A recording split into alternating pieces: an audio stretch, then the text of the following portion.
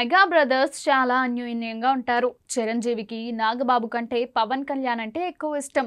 అందుకు కారణం ఏమిటో ఓ సందర్భంలో చిరంజీవి నేరుగా చెప్పాడు. చిరంజీవి తెలుగు సినిమాపై చెరగని ముద్ర వేశారు. మెగా ఫ్యామిలీ అనే ఒక వృక్షాన్ని నాటారు. చిరంజీవి అనంతరం హీరోలుగా ఎంట్రీ ఇచ్చిన పవన్ కళ్యాణ్, అల్లు అర్జున్, రామ్ చరణ్ స్టార్స్ అయ్యారు.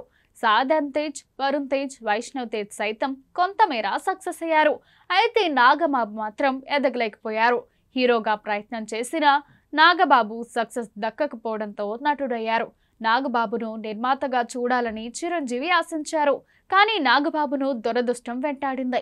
మెగా హీరోలతో ఆయన చేసిన ఒక్క సినిమా కూడా ఆడింది లేదు.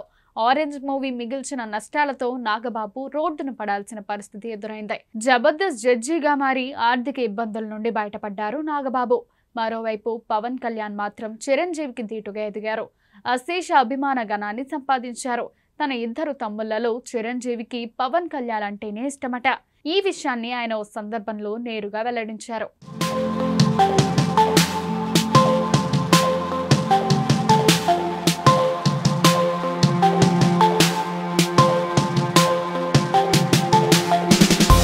మీరు ప్రతిసారి నాగబాబు కంటే పవన్ కళ్యాణ్ గురించి ఎక్కువ మాట్లాడతారు. పవన్ కళ్యాణ్ ప్రస్తావన వస్తే మీ కళ్ళల్లో ఓ ఆతృత, ఆప్యాయత కనిపిస్తోంది. రామ్ చరణ్లా పవన్ కళ్యాణ్ని మీరు భావిస్తారు. అందుకు కారణం ఏమిటని అడగ్గా చిరంజీవి ఈ విధంగా సమాధానం చెప్పారు. నేను పరిశ్రమకు వచ్చినప్పుడు పవన్ కళ్యాణ్ చిన్న పిల్లోడు. 4వ తరగతో 5వ తరగతో చదువుతున్నాడు. కొన్నాళ్ళు చెన్నైలో మా దగ్గర చదువుకున్నాడు.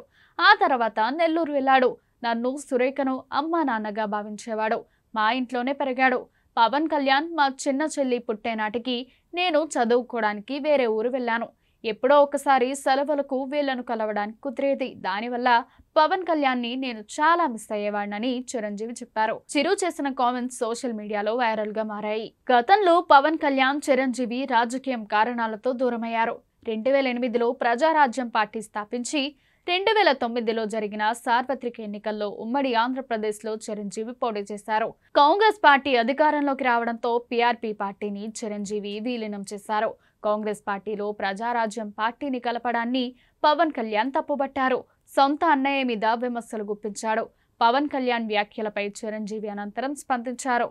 పవన్ కళ్యాణ్కి ఆవేశం ఎక్కువ, చిన్నపిల్లల మనస్తత్వం, వాటిని పట్టించుకోవాల్సిన అవసరం లేదన్నారు. కొన్నాళ్ళు ఇద్దరూ కలవలేదు. ఎడమొహం పెడమొహంగా ఉన్నారు. అనంతరం మెల్లగా కలిసిపోయారు. 2014లో పవన్ కళ్యాణ్ జనసేన పార్టీ స్థాపించారు. ఈ ఏడాది జరిగిన ఎన్నికలకు జనసేన దూరంగా ఉండి టీడీపీకి మాత్రం తన మద్దతు ప్రకటించింది. 2014 ఎన్నికల్లో గెలిచిన టీడీపీ అధికారం చేపట్టింది. అనంతరం టీడీపీతో పాటు విభేదించిన పవన్ కళ్యాణ్ నారా చంద్రబాబు నాయుడు, నారా లోకేష్ పై తీవ్ర విమర్శలు చేశాడు. 2019లో ఎన్నికల్లో పోటీ చేసిన జనసేనకు ఘోర ఓటమి ఎదురైంది. 2024 ఎన్నికల్లో జనసేన, టీడీపీ, బీజేపీ కలిసి పోటీ చేశాయి.